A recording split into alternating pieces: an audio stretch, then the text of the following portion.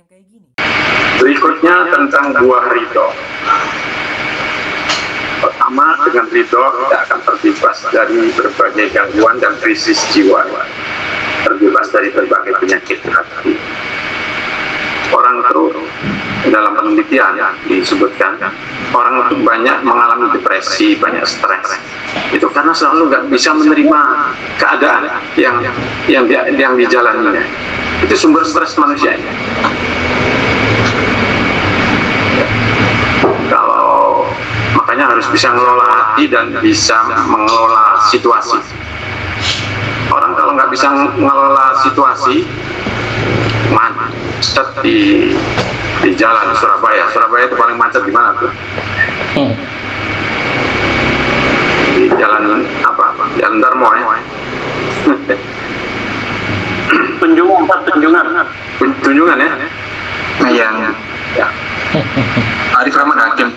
Ya. Di tengah kemacetan itu kalau kita nggak bisa ngelola, bisa stres. Nggak bisa menerima. Coba kalau kita bisa kelola dengan berpikir positif. Kalau nggak bisa stres, hati sumpah, pikiran jadi marah-marah. Coba dikelola. Bisa kita kelola. Kita nikmati dengan murojaah. Masya Allah, alhamdulillah saya bisa murojaah, bisa membaca, buka. Kalau ada ininya buka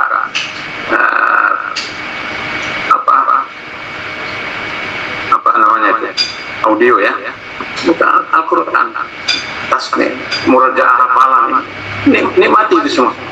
Saya nggak pernah stres. Baca kayak belum surat pagi-pagi macet, baca surat di mobil, nikmat. Cara kita untuk mengelola kesulitan itu sehingga akhirnya menjadi keridhaan gitu. Kalau intinya bisa mengelola hati ya, karena itu salah satu pemicu stres dan depresi itu karena orang itu nggak bisa menerima keadaan. Maka ridho ini penting. Dengan ridho terwujud kebahagiaan, orang jadi bahagia, hati jadi tenang, dan jiwa stabil, harinya jernih dan lapang, terbebas dari segala bentuk penyakit. Karena itu ridho ini energi, kekuatan yang sangat dahsyat. Harusnya kita berusaha untuk itu. Dengan ridho, berbagai kepedihan dan kesulitan berubah menjadi kesenangan dan kenikmatan. Contohnya seperti tadi itu, macet kita sumpah kita bisa menikmati. Ada qanaah di hati. Bagaimana kita bisa mengelola hati? Kenapa? Karena seorang mukmin menyikapi takdir Allah dengan bahasa cinta dan ridho, bukan dengan bahasa pengujian dan tantangan.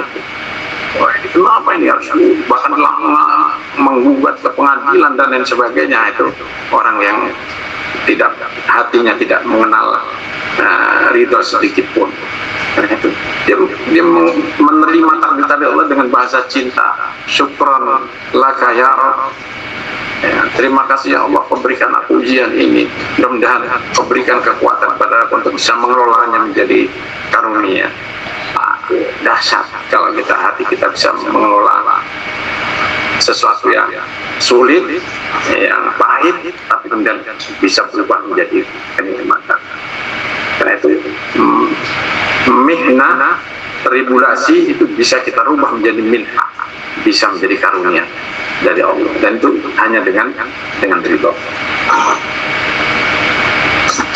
Yang keempat, ada sejumlah maqamat imaniyah ya, yang bisa dicapai seorang hamba dengan hatinya tanpa melawan titiknya, dan dengan itu dia mendapatkan pahala besar terus menerus dan kedudukan yang tinggi di sisi Allah. Salah satunya maqam ridho dan tafakur. Karena ridho itu adalah ibadah yang tidak melibatkan fisik, sehingga kata Imam Ibnul Qayyim, dengan ridho itu orang sambil duduk bisa mencapai tingkatan yang tinggi tanpa melibatkan aktivitas fisik. Kenapa? Ridho itu hati pikiran. Bagaimana kita mengelola hati? Karena Karena ibadah hati itu lebih berkualitas, lebih besar nilainya daripada ibadah fisik dan sebagainya. Karena ikhlas menentukan. Kenapa? Karena ikhlas itu ibadah hati. Sama, ridho ini ibadah hati. Nah, sehingga pengelolaan hati ini menjadi sangat penting. Dengan pengelolaan yang baik, sehingga kita bisa mencapai ridho itu, kita bisa mendapatkan pahala besar tanpa harus melelahkan fisik kita. Makanya Ibnu Qayyim mengatakan, jalan ridho dan mahabbah terus membawa hamba berjalan meskipun ia berbaring di tempat tidur. Maksudnya berjalan menuju perjalanan spiritual menuju Allah Subhanahu wa taala. Walaupun dia sambil tidur, tapi hakikatnya hatinya terus melakukan perjalanan menuju puncak, ya, kepada Allah. Sehingga pagi harinya dia telah mendahului rombongan beberapa tahapan. Orang lain sibuk dengan ibadah-ibadah fisik, dia sendiri sibuk dengan ibadah hati. Makanya dia bisa mendahului, dia pemenang dalam lomba perjalanan menuju Allah Subhanahu wa taala. Itulah ridho. Beberapa contoh, ya. Tadi secara konseptual, secara teori sudah kita jelaskan. Nah, kita berikan beberapa contoh kisah dari para sahabat Rasulullah Shallallahu Alaihi Wasallam. Yang pertama, kisah Sa'ad bin Abi Waqqas.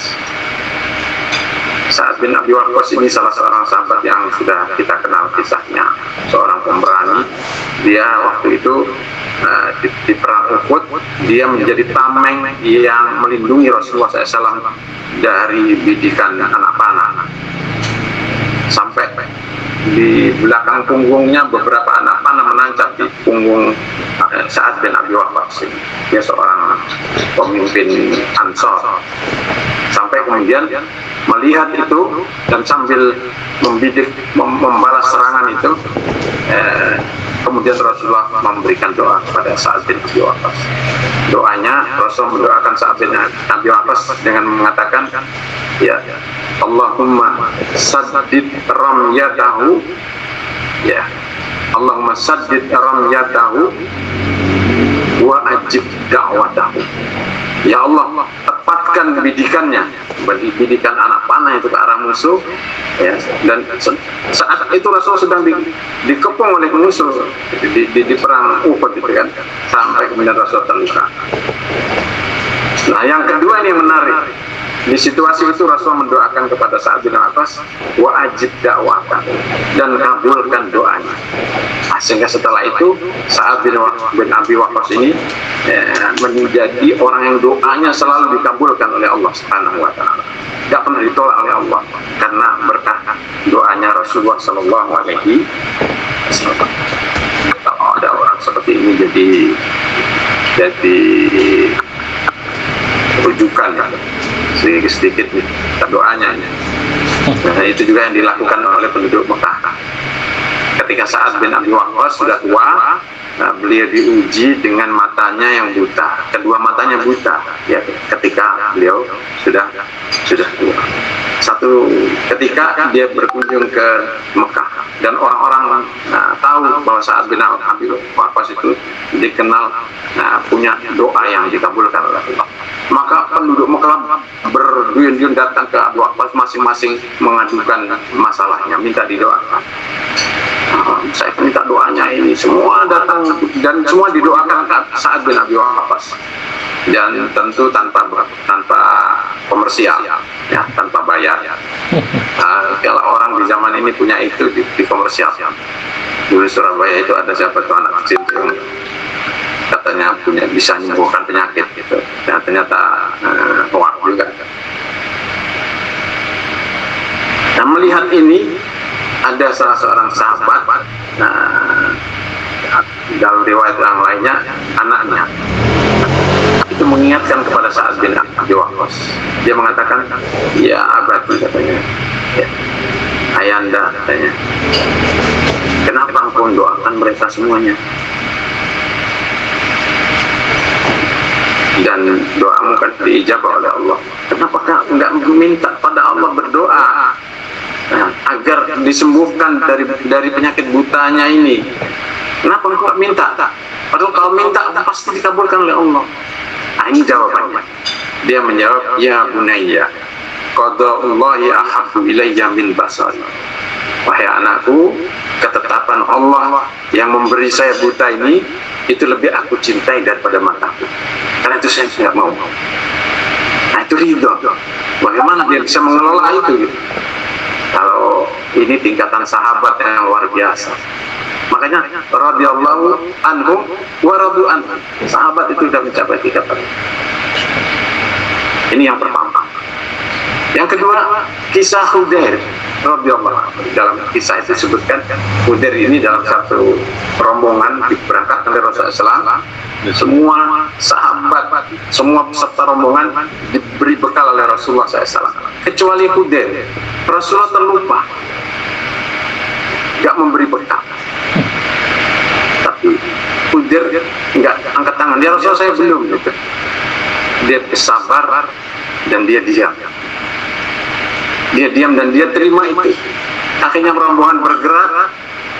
Dia hanya memperbanyak tasbih, tahmid dan tahlil. Subhanallah, walhamdulillah, wala ilaha illallah, wallahu akbar. Setiap kali selesai membaca wirid itu, dia katakan kepada Allah, nikmat zadu huwa ya Allah. Itulah sebaik-baik bekalku ya Allah, jadikan itu sebagai bekal. Nampaknya Khudair ini paham tentang hadis Rasulullah SAW tentang akhir zaman, di mana nanti kalau Dajjal sudah muncul, orang makanan manusia itu diambil semua oleh Dajjal. Dia punya alat yang bisa menyedot semua makanan. Dia lewat di gang itu, makanan itu tersedot oleh alat itu, sehingga terjadi krisis pangan merata di seluruh dunia. Dan saat itu kata Rasulullah, makanan orang-orang beriman itu adalah tasbih, tahlil dan takbir. Dengan itu mereka bisa kenyang. Nah, Khudair nampaknya mempraktekkan ini. Dia mempraktekkan ini. Menariknya, melihat itu, ya, dalam perjalanan sudah mulai jauh, kemudian Allah mengutus Jibril katanya, beritahukan kepada Nabi Muhammad SAW, beritahukan bahwa dia lupa memberi bekal kepada seseorang yang bernama Khudair, disebut namanya oleh Allah. Nah, Jibril memberitahukan kepada Rasulullah SAW, ya Rasulullah, engkau lupa tidak memberi bekal pada seorang yang dia posisinya ada di belakang kafilah itu. Karena itu susulkan bekalnya, hanya disusulkan bekalnya, sambil berpesan kepada utusannya ini, tolong berikan bekal ini kepada Khudair dan kamu hafal apa yang dibaca dan bagaimana jawaban Khudair. Akhirnya dia mendekati Khudair, sebelum berikan itu dia dengar apa yang dibaca dan dibaca tadi itu subhanallah, walhamdulillah, wala ilaha illallah, wallahu akbar. Ya nikmat zat ya Rabb, sebaik-baik bekal itu ya Allah. Itu yang diucapkan oleh Khudair. Dan setelah itu dia mengatakan, setelah diberikan bekalnya dari Rasulullah SAW, Khudair mengatakan, ya Allah, sebagaimana engkau tidak melupakan aku, jadikan aku tidak akan pernah melupakan. Itu yang dikatakan oleh Khudair. Poinnya di sini, keridhaan Khudair itulah yang membuat namanya disebut oleh Allah, bahkan disusulkan bekal, dan itu atas perintah Allah Subhanahu wa ta'ala. Yang ketiga, kisah wanita penghuni surga ini namanya Su'airah al-Asadiyah, nama atau sering disebut dengan Ummu Zufar, seorang wanita sahabiah berkulit hitam. Saat itu wanita ini punya penyakit ayan. Kalau ayan itu apa istilah di kedokteran? Para dokter di sini banyak, Pak, epilepsi ya. Dia punya penyakit ayan. Dia mencoba untuk datang kepada Rasulullah SAW. Ini disebutkan di riwayat ini. Wanita ini mengatakan kepada Rasulullah, ya Rasulullah, tolong doakan saya ini punya penyakit ayan, tolong doakan agar saya sembuh. Tapi Rasulullah balik bertanya, ada dua pilihan, kamu pilih, saya doakan dan kamu sembuh. Itu pilihan yang pertama. Yang kedua, kata Rasulullah, kamu bersabar dan kamu dapat surga. Apa yang dipilih oleh wanita ini? Dia pilih yang kedua.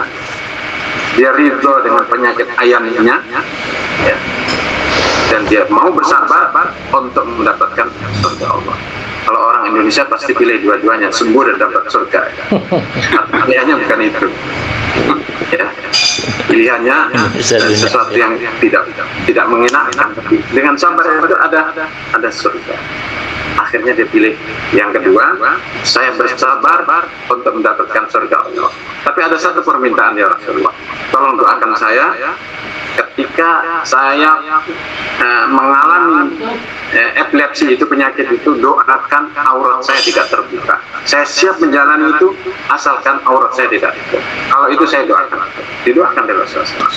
Dan akhirnya itulah yang dipilih oleh wanita ini, ya, memilih ridho atas ketetapan Allah Subhanahu wa Ta'ala untuk mendapatkan surga. Nah, ini contoh-contoh bagaimana soal mendapatkan ridhonya itu nggak mudah. Ini gambaran. Karena ini makomnya sangat tinggi.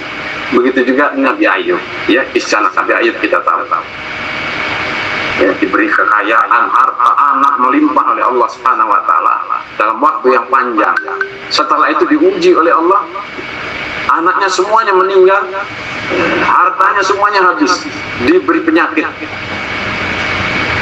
sampai orang-orang pun tidak mau mendekat lagi. Karena sudah miskin, jatuh miskin.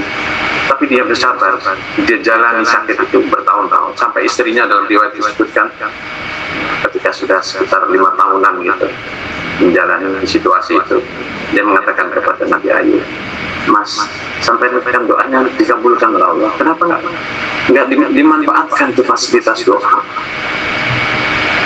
Nabi Ayub menjawab, saya malu pada Allah.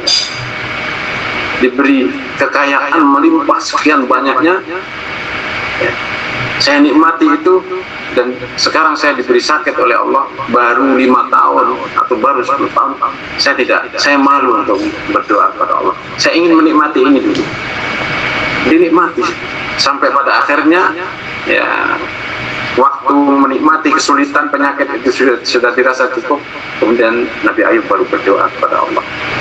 Dan setelah berdoa, Allah kabulkan, ya, doanya, dan diperintahkan oleh Allah untuk menghentakkan kakinya di sebuah tempat air itu, oase gitu. Hentakkan kakimu di situ dan kamu akan sembuh. Dan kemudian diganti kembalikan lagi, istrinya yang sudah tua melahirkan 2 kali lipatnya. Kalau sebelumnya anaknya 6, jadi anaknya 12, luar biasa.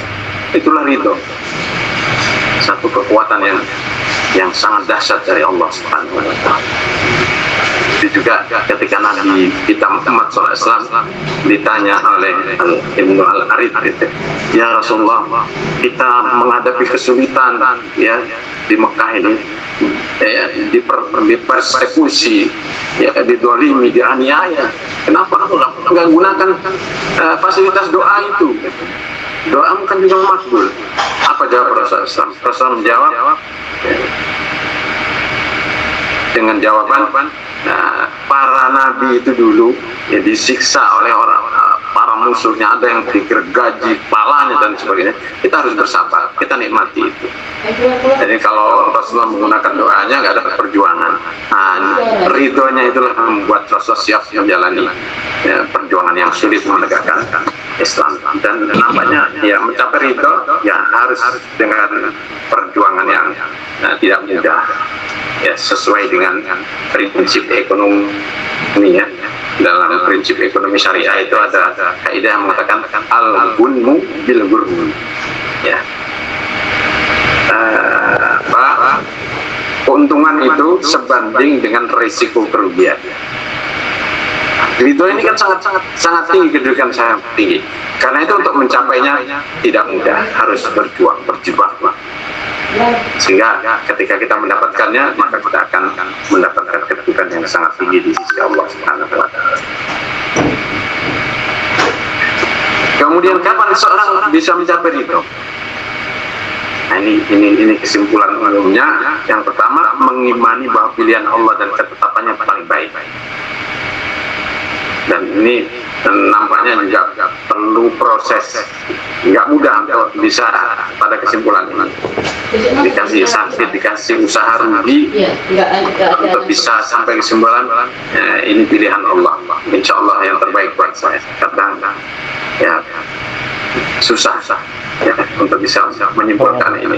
Rugi gimana? Itu pilihan yang terbaik. Tapi kalau dengan kacamata ridho itu mudah. Ya, mengimani bahwa pilihan Allah dan ketetapannya itu pasti yang paling baik. Yang kedua, menerapkan prinsip muamalah dengan Allah. Ini nasihatnya Yahya bin Mu'adz ketika ditanya kapan seseorang mencapai makom ridho, dia menjawab apabila dia telah menempatkan dirinya di atas 4 prinsip pergaulan dengan Allah. Ya, prinsip muamalah dengan Allah. Apa itu? Yang pertama, jika engkau memberiku, aku terima. Kalau engkau memberi nikmat karunia, aku terima. Tapi jika engkau menghalangiku, tidak menerima, tidak memberiku, maka aku tetap ridho. Maka kalau kita berdoa dan belum dikabulkan oleh Allah, jangan buru-buru. Bisa jadi Allah belum mengabulkan doa kita, justru ada kebaikan yang dirahasiakan oleh Allah. Ada keburukan yang ditahan oleh Allah dengan jangan belum memberikan sesuatu yang kita minta. Maka ada ayatnya, ya, asa an takrahu syai'an wa huwa khairun lakum wa asa an tuhibbu syai'an wa huwa syarrun. Bisa jadi kamu mencintai sesuatu padahal itu tidak baik, atau bisa jadi kamu membenci sesuatu padahal itu baik. Itulah kelemahan manusia. Nah, ini yang kedua ini. Jika engkau menghalangiku, maksudnya tidak memberi, maka aku tetap ridho. Dan jika engkau meninggalkanku, maka aku tetap beribadah kepadamu. Ya, kalau belum sukses, belum ini, enggak pernah meninggalkan ibadah.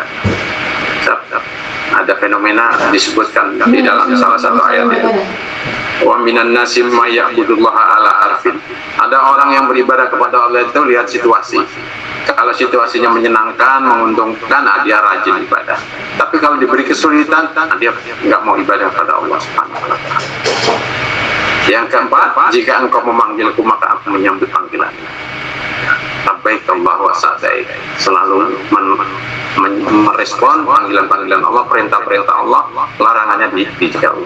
Inilah 3 prinsip muamalah dengan Allah yang diharapkan dari 4 prinsip ini kita bisa mencapai ridho. Yang ketiga, pahami hakikat keburukan. Nah, ini juga salah satu kunci. Kita harus paham ketika kita anggap sesuatu itu buruk, maka kita harus memahami konsep keburukan. Prinsip ini mengatakan kullu anwa'is syururi fil ardi iya syururun muwaddafatun lil khairil mutlaqi. Semua bentuk keburukan di muka bumi ini adalah keburukan yang difungsikan untuk kebaikan umum. Perhatikan kalimatnya. Ya, keburukan yang difungsikan untuk kebaikan umum. Kebaikan mutlak. Contoh, kalau kita dikasih sakit, mungkin menurut kita itu tidak baik buat kita, buruk buat kita. Tapi perhatikan, ada sekian sesuatu yang kita anggap buruk tadi itu difungsikan untuk kebaikan. Ya. Imam Ibnu Qayyim mengatakan di dalam salah satu kitab, saya merenungkan tentang sakit, tentang penyakit, dan saya menemukan 100 manfaat sakit atau penyakit yang diberikan oleh Allah kepada seseorang. Bisa membuat orang bertaubat, bisa membuat orang merengek-rengek kepada Allah Subhanahu wa Ta'ala, bisa membuat orang melakukan muhasabah, dan sekian banyak disebutkan oleh Ibnu Qayyim. Karena itu jangan buru-buru. Ya, ketika kita menurut kita diberi keburukan oleh Allah, itu bukan keburukan, tapi bisa jadi itu adalah kebaikan. Makanya di sini dicontohkan tentang perang. Ya, perang itu bagi sebagian orang kan dianggap buruk. Tapi Allah menyebutkan wa asa an takrahu syai'an wa khairun lakum dalam konteks perang. Betapa banyak kebaikan-kebaikan di dalam perang. Maka Allah menyebutkan manfaat perang. Di antaranya mengantarkan seorang menjadi syahid, seorang Islam, menghapuskan dosa-dosanya kalau terbunuh dalam dalam perang fisabilillah. Nah, ini sesuatu yang perlu kita pahami tentang keburukan untuk mengantarkan kita kepada makom ridho tadi. Nah, segala sesuatu yang terjadi ini dikehendaki Allah. Segala sesuatu yang dikehendaki Allah pasti terjadi. Kehendak Allah berkaitan dengan hikmah mutlak. Kehendak Allah ini ada hikmah di dalamnya. Walaupun itu kita anggap sebagai satu keburukan, nah, cari hikmahnya apa? Kasih musibah oleh Allah, ini apa hikmahnya? Kasih kerugian oleh Allah, apa hikmah? Kadang orang rugi dulu, baru setelah itu ternyata dikasih keuntungan yang berlipat. Tapi kadang orang terburu-buru. Karena itu tidak ada keburukan mutlak di alam wujud ini, karena bertentangan dengan eksistensi Allah. Yang ada itu hanya keburukan relatif. Karena itu adabnya, ya, dan ini Allah mengajari kepada kita, jangan pernah menisbatkan keburukan kepada Allah. Karena dalam Al-Quran tidak pernah kita temukan Allah menisbatkan keburukan pada dirinya. Selalu yang dinisbatkan kepada Allah adalah kebaikan. Nah, harusnya kita juga seperti itu. Jangan pernah menisbatkan keburukan kita kepada Allah Subhanahu wa Ta'ala. Karena itu dulu ada protes tentang satu lagu, dan itu tepat itu. Yang kalau nggak salah lagu itu dinyanyikan penyanyi yang terkenal itu seperti si Desi, ya. Kejamnya takdir. Yang menganggap takdir Allah itu kejam, nah itu salah. Tidak ada yang kejam, semua baik. Walaupun yang menurut kita buruk, itu di baliknya ada banyak kebaikan. Itu cara kita berusaha untuk mencapai tingkatan ridho.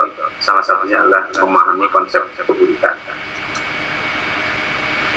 Yang keempat, jangan salah paham terhadap kebaikan yang diberikan oleh Allah atau keburukan yang diberikan oleh pada kita. Ini salah satu contoh. Fa'amal insanu idza mabtalahu rabbuhu fa'akramahu wa na'amahu fayaqulu rabbi akram. Belum tentu. Ya, rezeki kebaikan yang diberikan oleh Allah itu sebagai pemuliaan dari kita, itu ujian. Begitu juga ketika kita diuji dengan kemiskinan, itu bukan berarti Allah sedang menghinakan kita.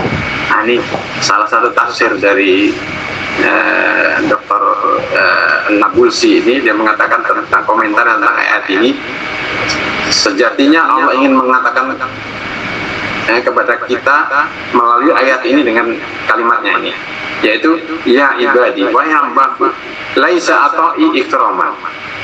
Kalau aku memberi itu bukan berarti aku memuliakan kamu, belum tentu. Itu bisa jadi semata-mata ujian. Walaman ikhirmana, dan kalau aku tidak memberi kamu itu bukan berarti aku sedang menghinakan kamu, sedang tidak memberi. Bisa jadi saya tidak memberi itu sendiri adalah pemberian, karena ada pemberian yang lain yang ingin Allah berikan. Makanya kadang-kadang kita berdoa tidak langsung diberikan oleh Allah, tapi Allah memberinya dalam bentuk yang lain. Dalam hadis itu kan sebutkan, jangan terburu-buru dalam berdoa. Doa setiap mukmin itu pasti dikabulkan oleh Allah. Hanya Allah mengabulkan dengan salah satu di antara tiga alternatif. Yang pertama dikabulkan, diperturutkan. Yang kedua ditunda nanti untuk di akhirat. Dan yang ketiga dihindarkan dari malapetaka dan bahaya. Bisa jadi yang ketiga ini yang banyak diberikan oleh Allah Subhanahu wa Ta'ala. Tapi kadang kita terburu. Ya Allah, kenapa engkau enggak? Sudah sekian lama saya berdoa enggak engkau kabulkan. Padahal sudah dikabulkan oleh Allah. Kadang sering kita mau nabrak orang, terhindar tidak jadi nabrak. Bisa jadi itu adalah kompensasi dari doa-doa kita yang menurut kita tidak dikabulkan oleh Allah Subhanahu wa Ta'ala. Nah, ini di sini kita perlu memahami konsep keburukan dan jangan sampai salah paham. Atau katanya Dr. Nabulsi, atau ibtilaun, pemberian pun itu hakikatnya ujian.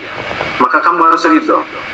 Wahirmani jawaun, dan bila aku tidak memberi kamu itu adalah obat. Itu obat dari Allah Subhanahu wa Ta'ala. Bisa jadi Allah ingin mengikis penyakit-penyakit kita, agar kita bisa ridho. Karena itu ridho, hakikat ridho itu adalah ini. Ar-ridho ayyardal insanu anillah in aqahu aw mana'u.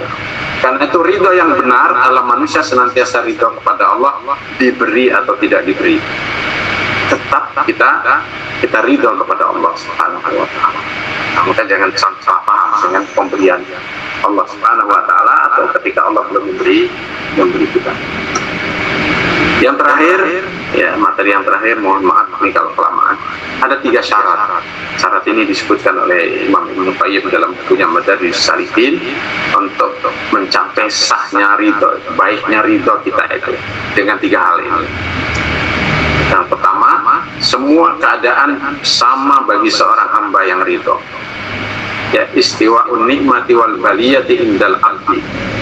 Ya, nikmat dan ujian, musibah dan nikmat itu sama bagi kita. Kenapa? Li'annahu yushahidu husna ikhtiyarillahi lahu. Karena dalam musibah atau dalam karunia yang diberikan oleh Allah, dia melihat dan menyaksikan itu semua adalah pilihan Allah Subhanahu wa taala. Karena itu baginya sama saja. Dan kemudian dia mengutip ayat ini, likaila ta'saw ala ma fatakum. Kalau luput tidak mendapatkan sesuatu, dia tidak putus asa, dan wala tafrahu bima atakum. Kalau mendapatkan sesuatu juga tidak terlalu bangga sehingga lupa diri, tidak bersyukur atau melakukan hal yang dilarang oleh Allah. Nah, itulah salah satu syarat ridho. Semua keadaan ini bagi kita sama. Kalau kita lagi nggak punya uang, stres, berarti belum sampai ridho itu. Karena dia bisa menikmati itu dan berdoa kepada Allah. Tapi kalau depresi, stres, gimana besok saya makan? Perlu belajar dari Abu Dzar Al-Ghifari. Abu Dzar Al-Ghifari itu kalau dapat rezeki, dia ambil secukupnya untuk makan hari itu, sisanya kasihan orang. Untuk nanti sorenya nggak dipikir. Dia selalu ridha kepada Allah dan dia yakin Allah akan memberi. Nah, itu Abu Dzar. Makanya Abu Dzar mendapat apresiasi dari Rasulullah SAW. Abu Dzar itu orang yang unik. Dia akan hidup sendiri dan nanti akan mati sendiri karena keunikannya. Karena dia bisa melakukan itu yang tidak bisa dilakukan oleh orang lain. Tapi itu pilihan. Ya, bisa. Yang kedua, sukutul khusumati anil khawfi illa bima yata'allaqu bihaqqillahi wa rasulih. Tidak menggugat, ya, atau berseteru dengan makhluk. Kalau kita masih gugat orang dan lain sebagainya, itu berarti kita belum mencapai tingkatan ridho. Kecuali hal-hal yang berkaitan dengan hak Allah dan Rasulnya. Makanya, salah satu akhlak Rasulullah SAW itu tidak pernah marah kalau pribadi beliau itu yang diusik, yang dicela. Tapi kalau hukum-hukum Allah dilanggar, dilecehkan, baru beliau marah. Tapi kalau berkaitan dengan pribadinya, dia tidak pernah marah. Nah, apalagi sampai kemudian menuntut ke pengadilan, itu jauh dari ridho. Kenapa? Nah, ini sebabnya. Li'annal al-mukhasamah li haddin nafsi tudfi'u nurur ridha. Karena berseteru, bertengkar karena memperjuangkan kepentingan diri ini, itu bisa memadamkan cahaya ridha. Wa tudhibu bahjatahu, bisa menghilangkan keceriaannya. Wa tubaddilu bil mararati halawat, dan bisa menghilangkan kenikmatan ridho itu sehingga menjadi pahit gitu. Wa tuqaddiru safwahu, dan bisa mengeruhkan kejernihannya. Dalam penjelasannya Imam Ibnu Qayyim itu mengatakan, kenapa ini dianggap sebagai syarat ridho? Karena kata beliau, ini poinnya. Dia mengatakan, kalau ada seseorang mendolimi kamu, ya, itu bisa dipastikan bisa jadi juga karena kedolimanmu kepada seseorang, pada orang lain.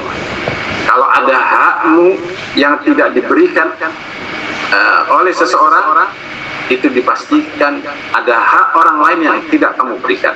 Makanya Allah mengutus orang yang mendolimi kamu dan mengutus orang yang tidak memberikan hak. Disinilah maksud dari tidak melakukan gugatan kepada makhluk itu. Kenapa? Karena bisa jadi itu adalah orang yang memang diutus oleh Allah untuk memperlakukan kita dengan perlakuan itu. Sehingga kalau kita menggugat orang itu dengan ke pengadilan, dan berarti kita menggugat Allah Subhanahu wa Ta'ala. Nah, itu hakikat ini. Yang ketiga, tidak meminta dengan mendesak kepada makhluk. Bahkan ini disebutkan oleh Allah di dalam salah satu ayatnya tentang lil fuqara alladziina uksiru fi sabilillahi la yastati'una darban. Ya, infak sedekah itu bagi orang fakir yang terkepung di jalan Allah, ya, orang-orang yang memang aktif melakukan kegiatan dakwah sehingga dia memerlukan bantuan. La yastati'una darban fil ardi, yang tidak bisa melakukan perjalanan ke bumi. Yahsabuhumul jahiluna aghnia, orang-orang jahil mengira mereka itu orang kaya, ya, tapi sesungguhnya adalah orang miskin yang ta'affum, menjaga harga dirinya, nggak mau minta-minta.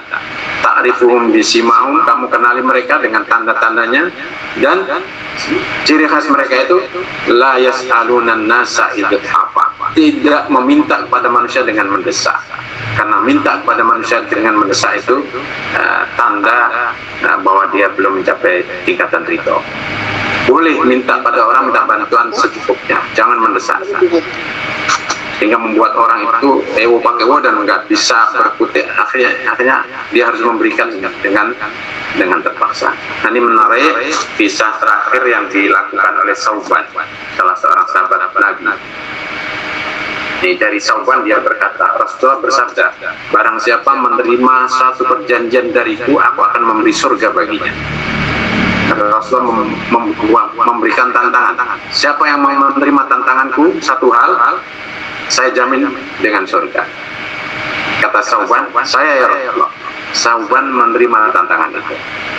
Apa tantangannya Rasulullah? Rasulullah mengatakan, jangan meminta-minta apapun kepada orang.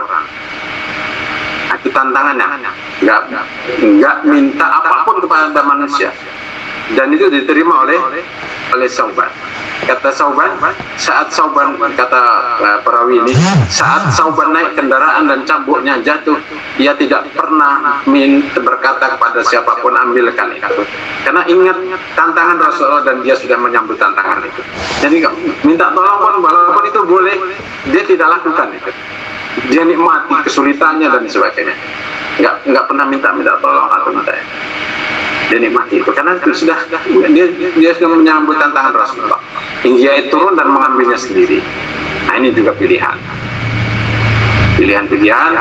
yang bisa kita lakukan untuk mencapai ridho. Mudah-mudahan Allah mengaruniakan kita semua tingkatan ridho dengan segala syaratnya. Amin ya rabbal alamin.